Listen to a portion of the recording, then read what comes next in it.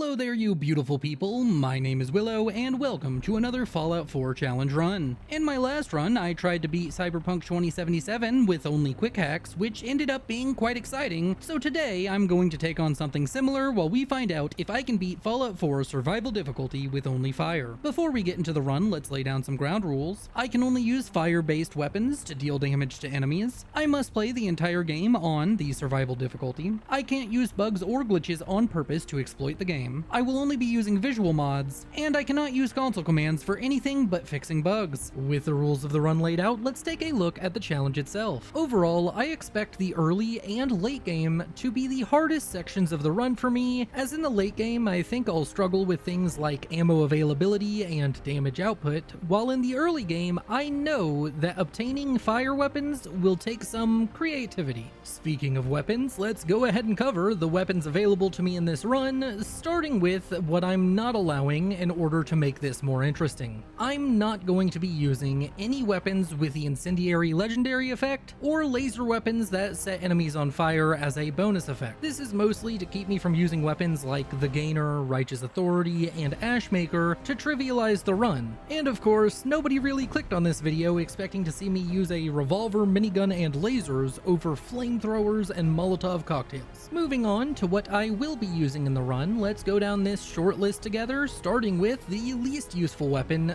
the flare gun. I debated even allowing this weapon as it doesn't really set enemies on fire, but like, it's a flare gun. Fire seems to be its sole purpose in life, and realistically, I'm not using this unless I'm desperate, and it would be kind of funny if I got some kills with it. Moving on to the actual contenders, we have the humble Molotov cocktail. This is going to be my only real option for the early game, as it's widely available and does surprisingly good damage for how easy they are to obtain, but it has the obvious drawback of being one-time use and really not scaling that well into the late game. I mean, after about level 12, enemies start taking 4, 5, 6, sometimes up to a dozen Molotovs to down, so this is very much so a early game and utility weapon for getting some indirect fire. After that, we have the Flamer, which is just a flamethrower, so you know, it shoots flames at enemies, and it can deal decent damage when upgraded. The biggest issue with this weapon is ammo availability. It's just simply very hard to keep fueled. Next up, we have the Shish Kebab, which I have to say was done dirty in Fallout 4, as there is only one guaranteed way to obtain the flaming sword, and it really isn't all that great considering you can buy a Chinese officer sword from Trudy that has a higher base damage and better upgrade availability, but it does have its upside, which is that it's a melee weapon and requires no ammo, so I can use it to source ammo for my better weapons. Not to mention it looks really awesome, so you know we're gonna get it. Moving on, the last weapon on my list is the penultimate flamethrower of the game, the plasma gun, with the flamer barrel attachment of course. I'm honestly not sure how likely it is that I'll obtain one in this run, as it requires rank 2 of the science perk to craft the flamer barrel, and ammo availability will be an issue later in the run if I do get one, but if I do get my hands on one, I'm sure it will be a ton of fun, and you all will definitely love seeing me turn some guys into green goop with the plasma flamer. With that, we've covered all of the weapons available to me in this run, so let's go ahead and jump right on into it, but before we do so, make sure to go down below and leave a comment to feed the algorithm, as well as like the video and subscribe if you haven't already. The run starts off in my pre-war bathroom, where I craft the Wasteland's best pyromaniac before taking a seat in the worst chair in the living room. Seriously, you have a TV and set up a chair that gives you no way to see it. Must be for the people you don't like. Anyways, after a while, a man comes to my door and rings my bell to reveal that he is the demigod of data collection and won't leave until he gets my name and special stats. I pick a fitting name and set my stats, which are an 8 in strength for melee damage and perks, 1 in perception because I'm blinded by the light of my fire, 7 in endurance to weather the flames, 1 in charisma as my personality is positively scathing, 6 in intelligence as my mind burns bright, 4 in agility to help me feel the burn during workouts, and a 1 in luck as I've burned a lot of mirrors. With my special stats set, this ungrateful little bundle of evil named Sean starts crying, so I have to go check on him. Like seriously man, I spend all of this money on a robot to take care of him,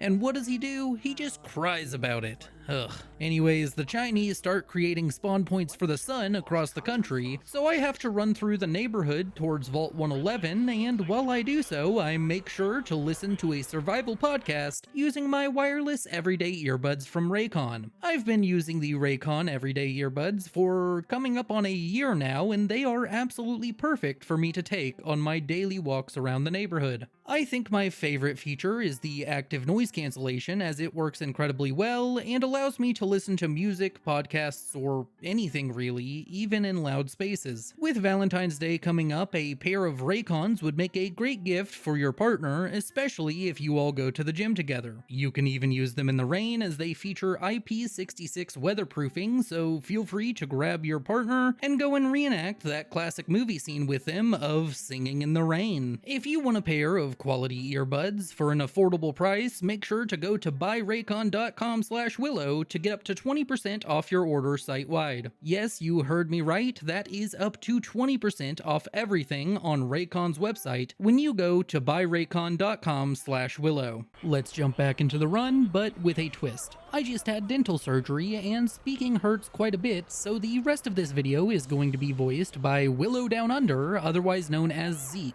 Thank you so much, Zeke, and there will be a link in the description to his channel. He is a real lifesaver for me on this video, and I really appreciate him doing this for me, so please go check out his channel as he does some really cool Skyrim challenge runs. Hey, I'm Zeke Plays, and I also do challenge videos here on YouTube with Bethesda Games. I'm going to be taking over this broadcast from now to help out our numbmouth friend over here, so let's get into it. I witnessed the most beautiful fireball I ever did see before the elevator takes me down into the vault, and I get to spend the next 2 centuries in the most luxurious apartment within my budget. I also watch this bald man take Sean and shoot Nora before eventually waking up. I then run around the vault and nearly die trying to herd the rad roaches into various rooms, but eventually I managed to pick up this Pip-Boy and open the vault door before exiting into the Commonwealth wasteland. I immediately talk with the robo-butler Codsworth and let him kill a bunch of bugs in the neighborhood before spending a while in Sanctuary building it up with water purifiers, extra food production, and beds while trying to get enough supplies to craft some Molotovs without success. But I do find a couple of bottles of death in this duffel bag on the roof of one of these houses. I then leave Sanctuary heading towards Concord and find 2 more Molotovs in another duffel bag next to this statue before running past the Red Rocket and into the city of Concord, where I wait for Preston to kill all the raiders. I then loot the corpses, finding a few more Molotovs, and enter the Museum of Freedom. I then do some quick maths in my head and realize I don't have enough Molotovs to kill all the raiders that spawn in this dungeon, so I immediately leave and start making my way further south until I encounter a wandering trader named Trashcan Carla, who I promptly flirt with to obtain a discount, before trading with her, selling all the loot I've gathered and buying more Molotovs. I then sleep on this mattress nearby, and when I wake up, things are chaotic. There's some raiders shooting wildly, and I soon find out they are fighting a bunch of ghouls, including a glowing one. This encounter is incredibly dangerous, and I try to sneakily loot the raiders, but the ghouls find me, and I have to run over to Trudy's diner and spend about 10 minutes running around and kiting the ghouls as the NPCs there fight them. Luckily, all the NPCs here are marked essential, so they don't die, and all I have to focus on is running until they kill all the ghouls. After they are dealt with, I go ahead and accept a deal from Trudy for 100 caps to help her kill the chem dealers Wolfgang and Simone, who are trying to get payment from her for her son's chem use. I then hide in the diner until Trudy whittles them down enough for me to use a Molotov and kill Wolfgang. With that, I go ahead and loot the chem dealers and trade with Trudy for more Molotovs and caps. I take my new stockpile of Molotovs and return to the Museum of Freedom, but this time I make my way to the roof of a nearby church and parkour my way onto the roof in the museum so I can enter on the top floor. I then rain fire down upon all the raiders inside the museum with ruthless efficiency. I don't miss a single Molotov before hacking this terminal and lockpicking this door for experience. I grab the fusion core and then speak with Preston Garvey, the last member of a group known as the Minutemen, a group of good Samaritans with the goal of defending the settlements of the Commonwealth at a minute's notice. Anyways, between me, Preston, and Sturgis, one of the settlers, we come up with a plan to use the power armor on the roof and a minigun to clear out the reinforcing raiders outside. I then head up to the roof and decide I'm banning power armor, so instead of hopping into the suit, I jump off the roof and run down this side street to spawn the Deathclaw. Now, normally you'd expect this massive massive deadly beast to deal with the raiders outside pretty easily, right? No, he just disappears, and I have to use my Molotovs and Preston's atrocious aim to slowly take down all the raiders. I almost die a few times as I have to keep running away. I also end up running out of Molotovs and have to scavenge more off of dead raiders while the fight goes on. I manage to scrape through this fight until all the raiders are dead, only to find out the Deathclaw is still alive, so I head over to figure out why this lizard didn't help me, only to be jump scared so bad I accidentally opened the Steam overlay. Also, my game bugs out and keeps opening VATs, but after a bit I fix it before throwing my remaining Molotovs at the Deathclaw, only to realize I don't have enough to deal with the stuck lizard. I decide to run back to Sanctuary to craft more Molotovs, and along the way I forget those bud balloons, so I end up taking some chems to make sure I get away from these evil bugs until I reach Sanctuary, only to realize I don't have the materials to craft Molotovs. Man, things are really rough so far in this run. I'm not sure where to go, but staying in Sanctuary isn't an option, so I head off south again and oh, look! The Deathclaw isn't stuck now. Well, that's great. I lead the Deathclaw over to this hardware store where it can't attack me and let Preston start whittling it down, only for Preston to fall off the balcony of the Museum of Freedom and start fighting the Deathclaw on ground level. This ended up prolonging this fight for a long time, but eventually he gets back up onto his balcony and slowly but surely kills the Deathclaw. Man, this has been super chaotic so far. I feel like a chicken running around with my head lopped off, but things calm down as I go and speak with Preston and the gang and tell them I'll meet up in Sanctuary with them before heading back there on my own and sleeping to save. Oh, also a little side note, because I'm sure some of you have all noticed that at nighttime the skybox looks like it's on fire during the night. While I'd like to take credit and say that I made that happen to theme the run, but no. That has been happening ever since I reinstalled Fallout 4 after the Fallout London run. I then speak with Preston, completing the When Freedom Calls quest and obtaining the First Step quest from him, where he wants me to go help the settlers at Ten Pines Bluff. I then go ahead and do some more building in Sanctuary before speaking with Sturgis over and over until I complete the Sanctuary quest for rebuilding the settlement. After that, I decide I need to stock up on Molotovs and other supplies in order to keep the run moving forward. So I head into Boston watching some Diamond City security guards kill a bunch of super mutants before trading with a wandering arms dealer named Cricket. I then speak with this reporter named Piper, who's been locked out of Diamond City. She uses me to trick the guards into opening Diamond City's gate, and with that I enter the shanty town and immediately start trading with the various merchants, grabbing all the Molotovs I can while selling a ton of loot. I then head over to Piper's newsstand, then do an interview with her to complete the story of the Century quest for some easy experience. Overall, I know I need to level up quickly, since Flamer Fuel won't be sold by merchants until later levels, and I'm going to need a lot of it. I was hoping I could craft it myself, but even with the Contraptions DLC, there's no way to make Flamer Fuel. That's not important right now as I still don't have a flamer, but I want to think ahead and be prepared for when I get one. I then leave Diamond City and die to this pack of dogs nearby the entrance. It takes a while, but eventually I bait the dogs into various turrets and guards until they are all dealt with before traversing my way through Boston, discovering a ton of locations and avoiding any combat until I reach the city of Goodneighbor, where I proceed to do more trading, leaving me with a good stock of Molotovs and a healthy stack of caps. I then seem to have lost like an hour of footage. I'm honestly not sure what happened, but just know I died a couple times to some bud balloons at this power plant north of Bunker Hill in order to get a flamer. Man, that's the first time I've lost significant footage in over a year. That's wild. I would go back and re-record it, but by the time I noticed, I no longer had a save old enough to, because survival only keeps your last 3 saves. Anyways, moving past that, I go ahead and make my way northeast until I die to a flock of stingwings. And then I die to a legendary bloatfly. And after that I die to this guy in power armor named Pyro when he throws a Molotov at me. Twice. And then I die to his flamethrower before dying once more to that legendary bloatfly. After all that, I finally managed to kill the bloatfly and get into the fight with Pyro and get incredibly lucky. I managed to kill one of his forged friends with a Molotov before the stingwings from earlier swoop in and wipe the floor with the power armored fire fanatic for me. God damn alliteration. After this fortuitous turn of events, I loot the enemies and get another flamer alongside a bunch of flamer fuel. I then head back and sleep in a nearby bed to save before encountering this incredibly unfair and annoying mechanic known as the Enclave Ambush that was added by the next gen update. It's very similar to the Legion Assassins from New Vegas, a bunch of strong enemies that show up out of nowhere to attack you. But unlike in New Vegas, where you get some warning as the assassins will pull you into dialogue before attacking, the Enclave just spawn behind you and are immediately hostile, so I die over and over and over to these Enclave douche canoes. Well, Willow, if you knew more about the Elder Scrolls, very similar to the Dark Brotherhood encounter in Morrowind. just saying. There's 3 of them, and they are sporting some late game weaponry and armor.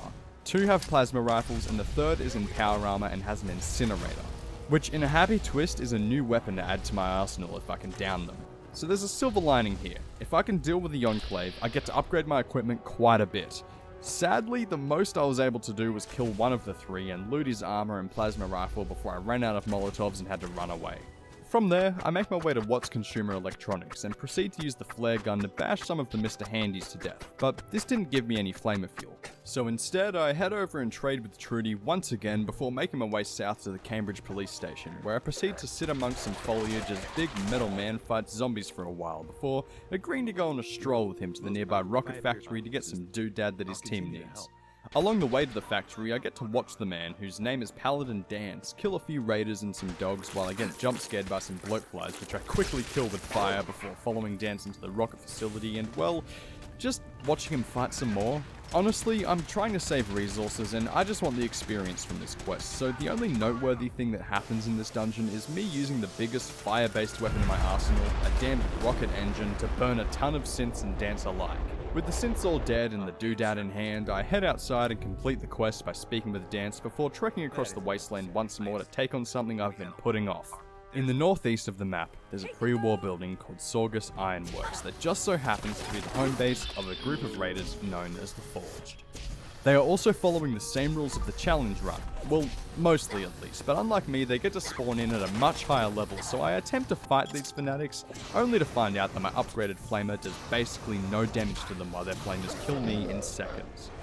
Oh, I also forgot to save before taking them on, so I find myself back near Trudy's diner, and on my next trip across the Commonwealth, I encounter a Mirelurk hunter nearby a bed I need to use. I challenge it to a duel, and after an epic battle of water versus fire that spanned about the course of a minute, I manage to win the fight and claim the bed as my reward. I then realize it's right next to the General Atomics Galleria, and I remember that the Mr. Handy robots there sell flamer fuel. So I make a quick trip over to Diamond City to pick up some clothes before returning and speaking to the greeter at the Galleria.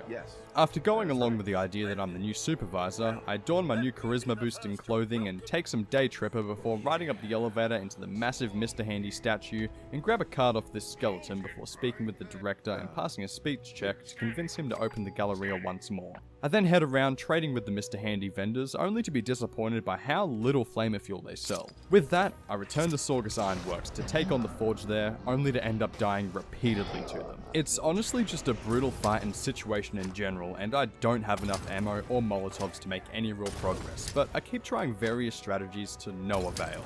Luckily, I come up with yet another plan to gain better weaponry, as I'm still nearby where the Enclave ambushed me not so long ago. With my restocked supplies, I decide to take on the remaining Enclave soldier and Hellfire Trooper. This was just as difficult as fighting the Forge, and I continued to die over and over and over, but eventually I managed to get this attempt where I used the nearby river to go undetected repeatedly. Each time they lose track of me, and I throw a couple of Molotovs at them, and after a while I manage to fell both of the Enclave enemies and claim their loot. The most important bit of all of this is I now have an incinerator, which is a lot like a flamer, except superior in every way. While the flamer chugs fuel, the incinerator only uses one flamer fuel per shot, and does significant damage with each attack. I didn't even know this was added in the next gen update, and it gives me hope that I can take on the Forged and win, so with my new weapon in hand, I make my way back to the Iron Sorgus Works, and after a couple more deaths, I manage to clear the outside of the building by luring out the Forge to the nearby Finch farm. I don't have enough ammo to deal with all the Forge there, but get lucky enough to draw one that wields a flamer into chasing me. After some well-placed shots from the incinerator, I fell him and quickly loot his flamer and its fuel from him before laying waste to all of the remaining Forge I lured to the farm. I then fight my way to the entrance of the Ironworks and enter to find myself in the World Championship of High Stakes Peekaboo competition, as I have to pop out from around the corners of the factory repeatedly to engulf my enemies in cleansing fire before hiding once more to avoid a similarly gruesome fate. I managed to clear the first section of this dungeon without dying, which was quite satisfying, so naturally it was followed up with an absurdly soul-crushing boss fight as I enter the fountain. There's this confrontation between the son of the man who owns Finch Farm. He gave the leader of the Forge named Slag his family's heirloom, which happens to be a flaming sword. Slag is ordering him to kill an innocent prisoner, and I try to pass the speech checks here by equipping the clothing from earlier, but I am unable to pass any of them. so I end up having to fight everyone in this room. There's Slag himself, a power armor wearing laser wielding brick wall of pain, and then there's 3 or 4 other forged with him. I die so many times to this group of enemies as the arena is very small and I can't clear them out without reloading. Every time I reload, I die during the animation, so eventually I adapt my strategy by exiting the arena and dragging the enemies around the entire factory. I still die a few times, mostly to hitting myself with my own attacks, before eventually winning the war of attrition against the Forged, claiming the shish kebab as my much deserved reward, before doing this little side quest in which I have to use power armor to get a legendary incinerator. I feel like this isn't against my no power armor rule because I didn't use it in combat. Anyways, the incinerator has the Ghoul Slayer legendary effect, which does more damage to ghouls. Normally, I'd say this is a kind of useless legendary effect, but I desperately need to level up to level 17, and this incinerator will be a godsend for that. But for now, I return to Finch Farm and complete the quest before wandering over to the Red Rocket truck stop to upgrade the legendary incinerator as much as I can before testing it out on some nearby Budblooks. I also test out the shish kebab on a pack of wild mongrels before making my way to Lexicon, where I proceed to use my new weapons to clear the town of ghouls. My plan is to head around the map, fighting ghouls and completing quests associated with them until I reach level 17, so I can upgrade my plasma rifle with the flamer barrel modification. We'll see how that goes, but for now the fight with the ghouls in Lexington goes relatively smoothly. I only die once when I panic and shoot a ghoul that got too close and my own attack kills me. On my second attempt, I bathed the entirety of both Lexington and the Super Duper Mart in flames as the ghouls burn before me. This is honestly a really fun time, and the incinerator is so incredibly effective thanks to its legendary effect. It's allowed me to do quite a lot of damage, oftentimes killing ghouls with one direct hit. From there, I just start going on a rampage across the Commonwealth, exterminating feral ghouls wherever I can find them, from Cambridge to the National Guard base to the greater Boston area. It's truly a cleansing of the lands as I eliminate the threat these evil creatures pose upon the honest people of the Commonwealth, and I think it deserves a montage.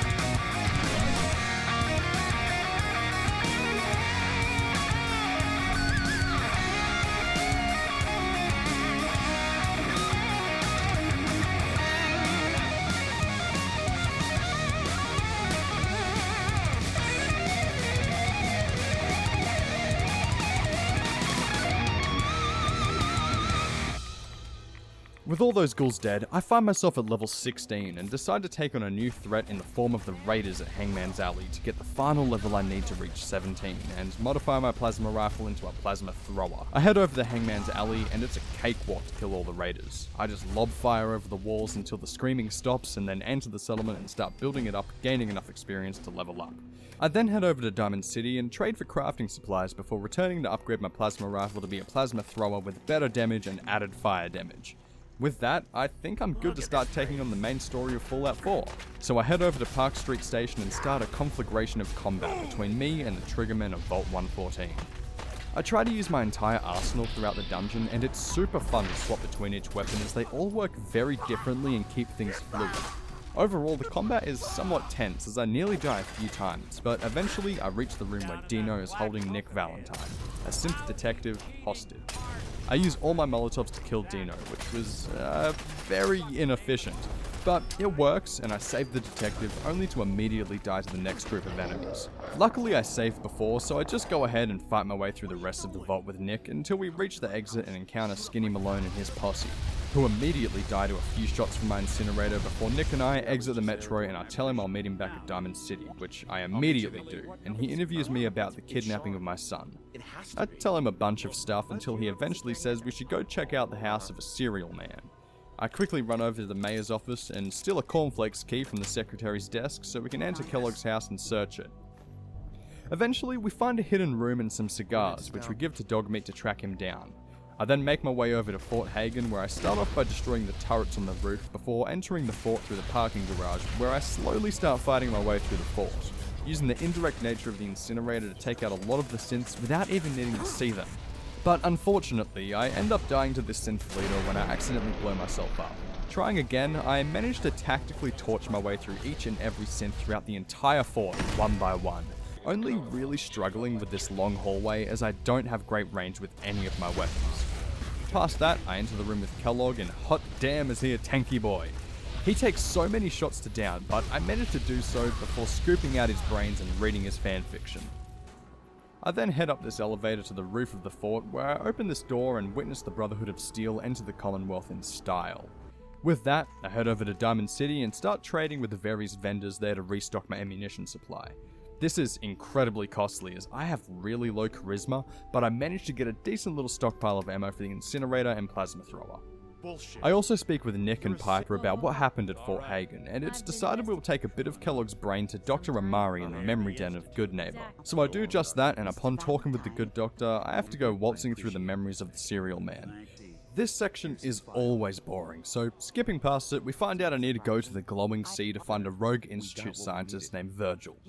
But that sounds kinda lame, so instead I make my way over to this satellite array and start fighting through the super mutants there, only to die a couple of times before letting the Brotherhood of Steel clear the place out for me. The reason I came here was to investigate the missing Brotherhood recon team. I've never done this quest without being told to by Dance, so I wanted to see if there's any special dialogue. Earlier when I cleared the National Guard training base, I grabbed the first holotape, and I just got the second, so I quickly run over and grabbed the third before making my way to the bunker where Paladin Brandis is hiding, killing a legendary dog along the way before unlocking his bunker and speaking with him. Unfortunately, I can't convince him to rejoin the Brotherhood, so I just loot his little bunker and head to the Cambridge police station and speak with Dance, hoping to complete the quest, but instead find myself in an economy class seat of a vertibird on the way to the Pridwin. Once aboard the Zeppelin, I get to witness a rousing speech given by everyone's favourite elder before meeting the crew of the ship. I then speak with Maxon on the flight deck before being sent to kill a bunch of super mutants at the nearby Fort Strong. I tried to turn in the Lost Patrol quest, but it wouldn't let me, so naturally I go die a few times trying to figure out how to clear out these mutants. The fight here has me worried, as the super mutants are very sturdy, able to take a lot of punishment, while I, on the other hand, am not. It's a rough and slow fight through them, but eventually I clear out the entirety of the fort using my faithful incinerator before returning to the Pridwin and turning in the quest to Elder Maxon, who gives me some vertibird grenades. I then speak with Captain Kells and turn in the Lost Patrol quest, which gives me a legendary combat armor chest piece? Huh. Really makes turning this quest into Dance kind of useless. I go ahead and upgrade my full set of combat armor that I've pieced together before speaking to Kells again, who gives me a quest to look into some missing supplies from the airport. This quest took me a while to figure out, but eventually I managed to find out that Initiate Clark has been trying to cure feral ghouls by feeding them normal food. This cannot stand, so I go on a rampage, murdering all the ghouls underneath the airport. It's honestly a super fun time, as I get to use all of my weapons and really let loose. The ghouls don't do much damage to me, and I can turn them into ashes with ease. After clearing out the ghouls and killing the Initiate, I report my findings to Kells, who then tasks me with taking a Squire on a patrol. So I go pick up the Squire and... You gotta be kidding me. They want me to take him to Far Harbor? Well, I guess we're going on quite the field trip today with Jimmy the Squire. I swim my way out to his house on the northeast side of the map and speak with Kenji Nakano, a fisherman who asked me to find his daughter who went missing. I search the house and dock, finding out that his daughter went to a place called Far Harbor. He gives me free use of his boat to make my way there, so I go ahead and ride the boar over to the fog-laden island off the coast of Maine. I arrive and meet a man with a gun who wants me to leave, alongside an old woman who welcomes me and asks me to help defend the town from an attack. So naturally I chose violence, and burn a bunch of the local wildlife to a crisp for the town without so much as breaking a sweat, before speaking with this old man who says he'll take me to a place called Arcadia, which is a safe haven for escaped synths, and the location of the Nakano girl. I buy some whiskey and give it to him before we head out and up this mountain trail while fighting the local raiders known as trappers, wolves, and some totally not sexual creatures named golters. Oh, and some ghouls, but like, that's just another Tuesday around here. Eventually I reach the Arcadia and spend some time talking to all the synths there before spying on Dima, their leader, teaching little Timmy how to be a spy before heading back to the town of Far Harbor to take on some quests.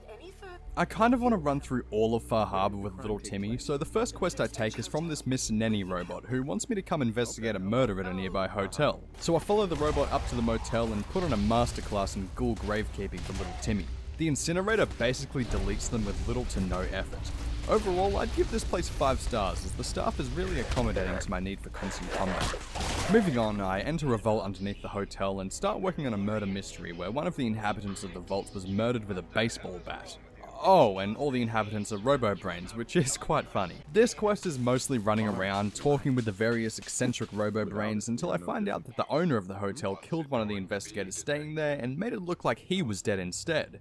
So we spent a while going around pretending to be a ladybot, only for me to find out and turn his robotic body into a little more than kindling, which teaches Timmy a valuable lesson that I learned from a man with scars and clown face paint. Everything burns! Anyways, I continue on my questing spree by heading north until I reach this ghoul-infested factory, which I clear in order to get my hands on some power tools for the marina back at Far Harbor. I swim back to the town and turn in the quest tour before taking a couple of quests from various NPCs around town. I start off by heading out and fixing the fog condensers that keep the creatures of the island from attacking the town's water supply, before heading over to this campsite and killing yet more ghouls. I didn't think it would be possible, but I'm kind of getting bored of killing ghouls. Oh well, I move on to the next quest, which requires me to clear out the trappers from the shipwreck, and oh boy it was a struggle. I die over and over and over to these fisherman-themed raiders to the point where it just isn't funny anymore. I spent 3 hours dying repeatedly trying to find a way to clear this boat, and eventually I do, but this has me incredibly worried for the rest of the run. Up until now, my upgraded armor has allowed me to withstand most enemies, but these simple raiders managed to wipe the floor with me repeatedly. And it's making me think I should head back and focus on the main story before I get stuck in a situation where I'm unable to dish or take enough damage to complete the run. Either way, I continue on with questing, and this time I need to clear out a fog crawler for the Dalton lady, and then do some kind of ritual to prove myself to the town. I start with the fog crawler, but unfortunately the skybox bug makes this footage unbearable to watch, and honestly I was blind for most of the fight. But I did kill it without even taking damage, before heading over to this swamp where I'm supposed to drop some meat and fight whatever shows up. So I do just that, and some Mirelurks spawn. I deal with them easily before repeating the process, only to die to the second group of Mirelurks.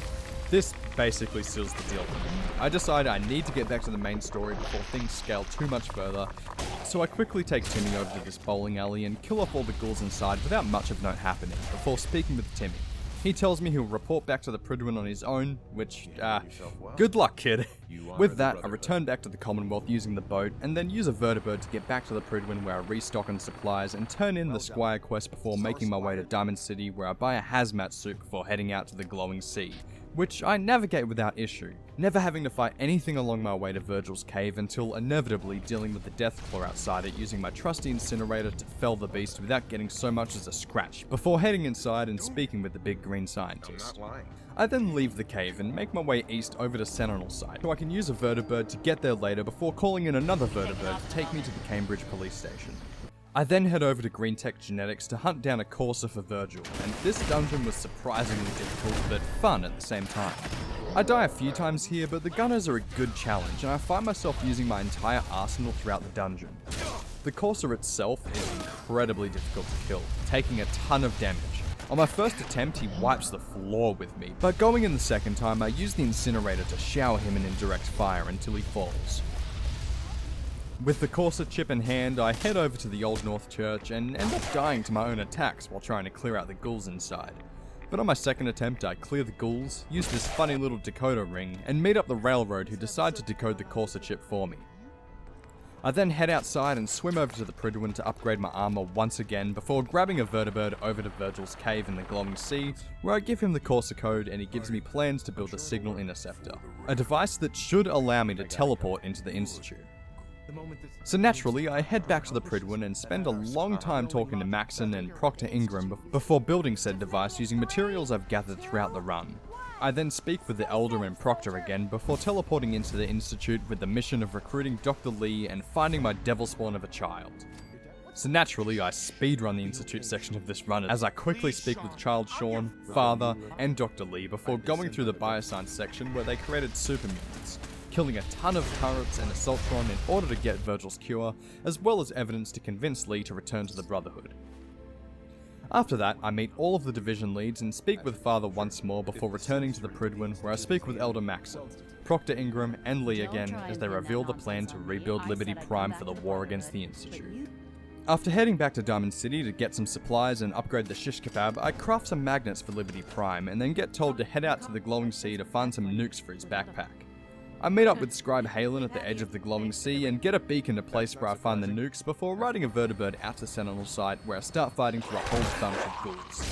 The combat here was interesting as I try to use the upgraded shish kebab, which gets me in some difficult situations until I reach the room with the Assaultron and Brother Henry. I have a huge moment of panic as I fail all the speech checks and have to run away from the Assaultron before it can kill me with its laser, but I manage to kill off the religious fanatic before opening the door to the nuke storage site and placing the beacon. I then kill a legendary glowing one ghoul before returning to the Prydwen where Proctor Ingram sends me to speak with Elder Maxon, who accuses me of treason, but I tell him I'm the Senate and prove it by heading out to kill Paladin Dance because he's a synth. I end up dying trying to reach him a couple times as the Protectrons guarding him are no joke, but I manage to clear out his defenses and give him a scathing execution before returning to Maxon, who sends me to speak with Captain Kells. We chat for a bit about the synths of Acadia before he sends me to go eliminate the railroad. With that, I head over to the Old North Church and start fighting for the railroad leadership, only dying once to my own attacks before managing to methodically burn down the synth-loving syndicate with ruthless efficiency. The fight here was a bit tense as I know the railroad has some strong weaponry, but through the clever tactic of running away and coming back with full health, I kill their leadership and return to the Prydwen, where I'm tasked with going to retrieve a gizmo for Liberty Prime at the Mass Fusion building alongside Proctor Ingram, and honestly, I feel this dungeon deserves a montage, so sit back and enjoy the carnage.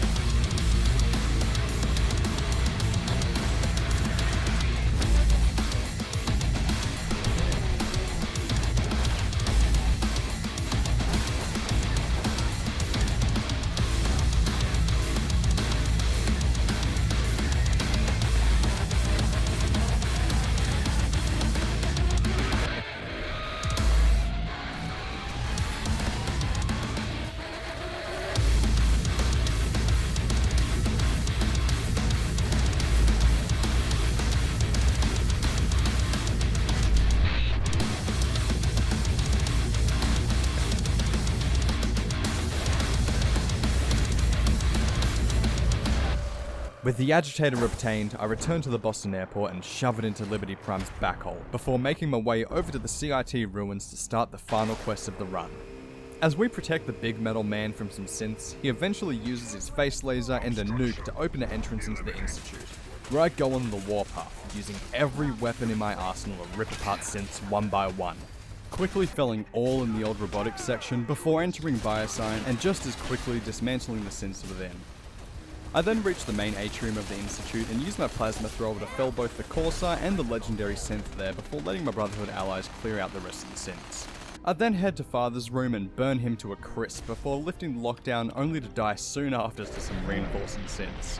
So once again, I run through the atrium, and this time I do a lot more running away after lifting the lockdown, as I let the Brotherhood Knights and Maxon do some of the heavy lifting for me.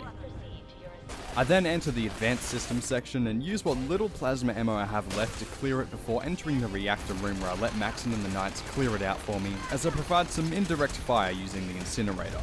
I then plant the fusion charge on the reactor and get teleported to the mass relay room, only to run into a bug where Sean won't talk to me, which forces me to do the entire Institute dungeon over again.